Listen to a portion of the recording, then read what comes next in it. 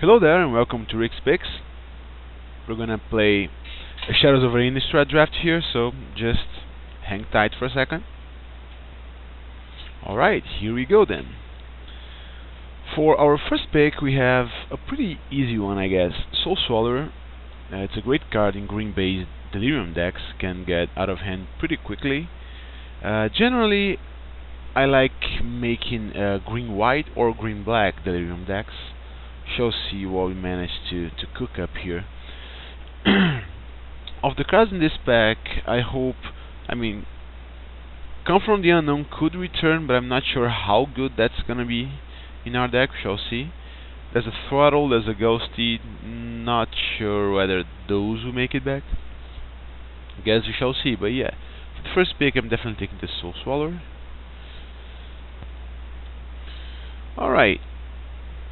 Here we have, we really do want a Vessel, but the Vessel will make it back, I think. This has been a fine card for me in Delirium decks. Really helps Delirium. Other than that, we have a Hermit of the Natternaults. We have Stitched Mangler, Apothecary Geist, Griff's Boom. All fine cards. Reading Wood is okay, Magnifying Glass is okay too, Twins of Morrow State is okay. I'm leaning towards staining green here, meaning that I'll probably take the Hermit, either Hermit or Magnifying Glass, because those don't necessarily confine me to a second color right now. I think the Hermit should be okay. Stoic Builder is pretty good if we are trying to get a Delirium deck too. But yeah, I think I'm getting the Hermit. Alright, here we could take the Fortified Village if we wanted to go green-white, which we may want to. But we do have a Dead Weight, which is a perfect card for a deck such as this. Since green-black is one of my favorite color combinations for this archetype, and it's also an enchantment that will most often than not hit the graveyard, helping with Delirium, of course. There's also a Giz's Bidding, but I think the Dead Weight is just better. So let's go ahead and get that. Okay. Let's see. Here we could just try to keep our options open.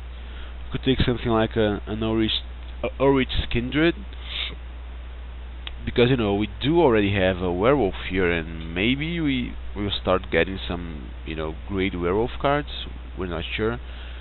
If we don't take that, there are some cards that I want here. Like I said, the Vessel, Fork in the Road. These are both cards that have worked well for me in this archetype before. There's a True Faith Sensor too, which is nothing to scoff at. Guess I could take the Sensor. Sensor could even go in this deck here, because I'm bound to have a few humans, especially if they're werewolves. And so yeah, I think that's what I'm gonna take. Ooh, okay. Now we have some nice options. There's Autumnal Gloom, which is a great card for Delirium decks. It helps Delirium and it greatly benefits from attaining Delirium. There's a Groundskeeper, which is a great card in some decks. If I manage to get something like Call the Bloodline, Groundskeeper could be insane. There's a Name High, Apothecary Guys, but yeah, I think I'm gonna take the Autumnal Gloom. The Groundskeeper, in my experience, has been, going pretty late in this format, so I'm confident that I can get one later on. For now, let's just take the Gloom. Right. Well, here we haven't got much. I think the best card in the pack is an Insolent Neonate, but I don't think I'm gonna take that. I think I'm gonna take a Name High, which is a fine card. Essential Uninvited Guys. Uninvited Guys is pretty good too, I guess. Alright, let's take a name high here. Okay. Interesting. I guess we could take this thing here, but I think if I'm gonna take a human, I'd rather take this guy. I mean, it even has trample, which goes well with this card. It could still be green-white, since the only actual black card that we've seen is the deadweight. So, alright, here we have a couple of options. We could take the skeleton key, or we could take the rancid rats. And I'm leaning towards the rats here. There's a reduce to ashes, which is probably the best card in the pack. At least the one I like the most, I guess. But the rats is nothing to scoff at either, and no, they work well on these grindy green-black decks. Right, I think I'm gonna take a Wicker Witch. We could also take a Runaway Carriage. I mean, both these cards, they do pretty much the same thing for us, meaning that they are both an artifact and a creature, helping us reach Delirium soon here. But yeah, I like the Wicker Witch better, I think. Alright, well, Stoic Builder made it back, so I'm probably gonna take it. Not taking an Apothecary, guys, because I don't think I'm white at this point. I mean, I could be if I open a bomb, which is why I'm gonna take this Devilthorn Fox here, just in case. Yeah, Fork in the Road is a nice one. Alright, this is an okay pack one. We do have a bomb rare for the format, which is Soul Swallower. Let's see what we get for pack 2 here. Alright, seems to be a doozy. Slayer's Plate. Slayer's Plate is awesome, especially if we want to be a bit heavy on humans. This is a great pack too. I mean, this could make it back. It would be perfectly fine by me. This, yeah, maybe not. I mean, I would like it to make it back, but I don't think it will. Same goes to the Deadweights, and there's a Sultry Hunter too. Many cards that I actually want in my deck. But yeah, I'm gonna take this guy. This guy is just so absurd in the right deck.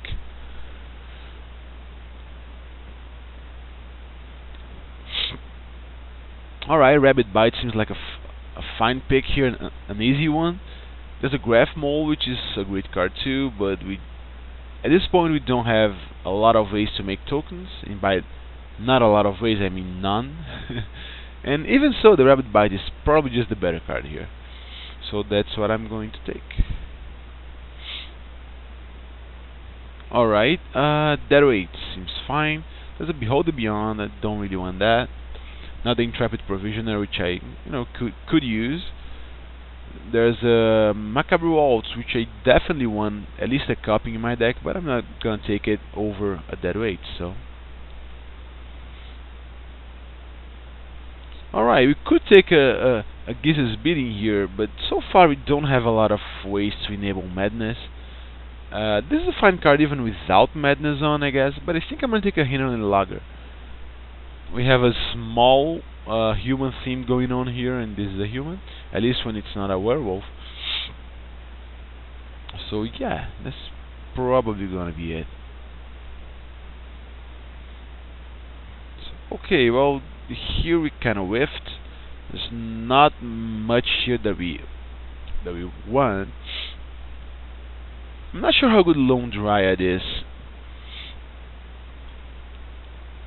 I could take it, I guess. I mean, I don't really need a second aim high. Yeah, I guess I can take it. I'm not sure if I'm gonna play it, but oh well. Alright, here we got some interesting options. We could get an Explosive Apparatus, since it's an artifact that can go to the graveyard. We could get a Stoic Builder too, which is a human that, is probably gonna mesh well with our strategy here. There's a Vampire Noble, which is not the best outside of Vampire decks.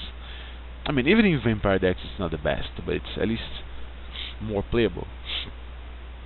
Yeah, I think I'm gonna get the Stoic Builder. I'm gonna try to start loading up on creatures at this point. Man, this is a super late Tapo, guys. Here we got a Necropod, which is a fine card too.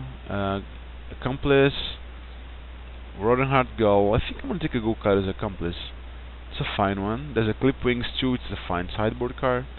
Terminating Voice is great, but yeah, I'm taking the human here.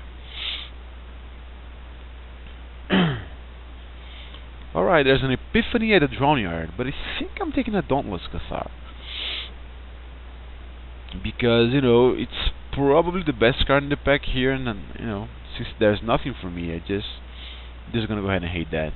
Alright, so the Foul Orchard did made it back, and none of the others, which is not surprising. Man, Sleep Paralysis, still here.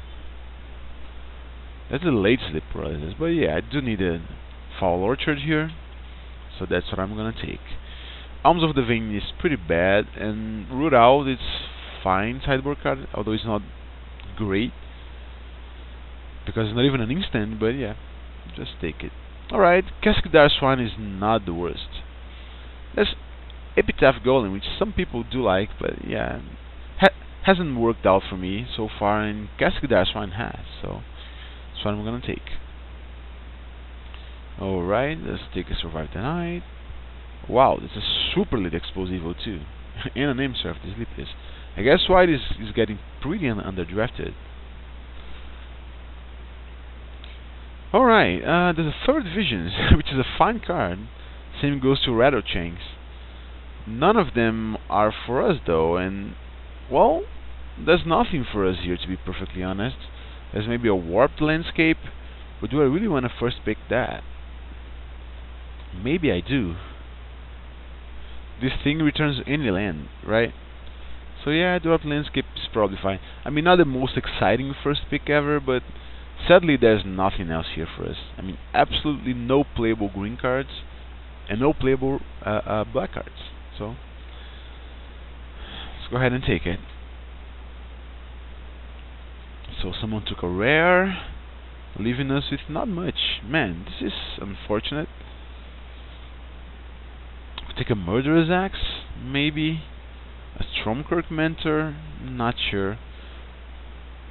We could splash for right, but we don't have anything really worth splashing at this point for us to take this thing. The question skill sadly is not the greatest. Guess I could take a Stromkirk Mentor, but man, that's bad. It's quite bad. I think would be even better off like hating something here. Like what, a Stitched Mangler, Tormenting Voice, Murderous Axe, I'm not even sure. Village Messenger, which is it's a dangerous card, but I do have plenty of ways to deal with it. Yeah, I think I'm gonna go ahead and take a Stromkirk Mentor, but I'm not happy about it. Alright, Macabre Waltz is fine, I guess. We have a Cassic Darswine too, another land, and not much else. So, taking this thing. Alright, we got a Vessel of Nascency, which is one of the cards that we could use in this deck, but, you know, there are better options, I think. There's this thing, which is quite good. I mean, when a permanent control transforms into a non-human creature, so it works with this thing, and with this thing. So far, and it's a 5/4, right? I mean, I do have enough 2-drops at this point, so this won't really be something that will make the difference for me here. But I do want it to make it back if I'm taking this, because you know it's a little combo. Or even the Vessel of Nations. If that made it back, that would be okay with me. So yeah, let's take that thing. To the Slaughter. How good is that thing? I'm honestly not sure. There's a Harvest Hand. I mean, To the Slaughter definitely doesn't seem like it's that great. I mean, it's never gonna hit a Planeswalker because, you know, chances are people won't have Planeswalkers. But I guess I could try to make it work. I mean, I have never played with this in Limited before. It just seems so ineffective. We could, you know, get rid of a big creature if that's all. our opponent has. And if I don't take that, I'm gonna take like a Gloom Widow or a Harvest Hand. Harvest Hand is fine, but none of those are terribly exciting, so I'm willing to try that thing. Ooh, look at that! Call the Bloodline. So yeah, man, I hope I get something like a Groundskeeper or a Sanitarium Skeleton at some point here, because Call the Bloodline is definitely like the real deal, and I'm surprised to see it this late. Forgotten Creation is fine. Yeah, nothing for us here. Just taking a Merciless Resolve, which is an okay card, I guess. Not the best, but oh well. Alright, I guess I'm taking a goal. Yeah, nothing else for us here, which is sad. So we're not gonna get anything to combo with the Call the Bloodline, it seems, which is very unfortunate. Here I'm gonna hate a Fervent Visions, and here I'm gonna take a Forsaken Sanctuary, I guess, because there's nothing else for us. Alright, Cassic Direswine number 2 is okay, not the greatest card ever, and Vessel is okay too. Man, it's too bad that we won't get to really go to town with Call the Bloodline, but it's an okay card to make us reach Delirium into turn late lands into blockers. I guess I do have a few Stoic Builders to get lands back, but that's not really a combo in the in the best definition of the word.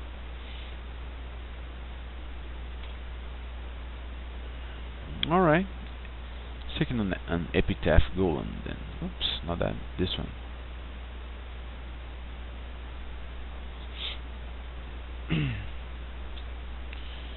So let's see how this deck turns out. So we have 13 creatures here. We still want to take one card out of the deck, and I guess it can be a creature.